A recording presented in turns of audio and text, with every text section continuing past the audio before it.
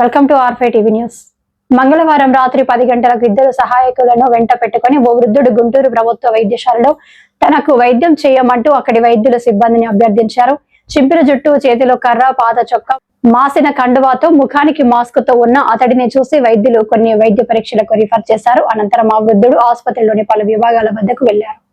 ఆసుపత్రి వరండాల్లో తిరుగుతున్న శునకాలు, ఐసీయూల వద్ద సిబ్బంది చెబుతున్న సమాధానాలను ప్రత్యక్షంగా విన్నారు.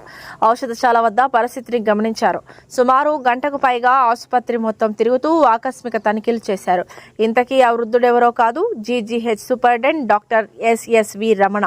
కొంతకాలంగా ఆసుపత్రిలో పరిస్థితిపై విమర్శలు వస్తున్నాయి. రాత్రి వేళ ఆర్ఎంఓలు, వైద్యులు అందుబాటులో ఉండటం లేదని ఇటీవల ఆసుపత్రిపై వస్తున్న విమర్శలకు ఈ నేపథ్యంలో ఆయన ఇలా తనిఖీలు చేపట్టారు. కొన్ని లోపాలు గుర్తించినట్లు తెలుస్తోంది.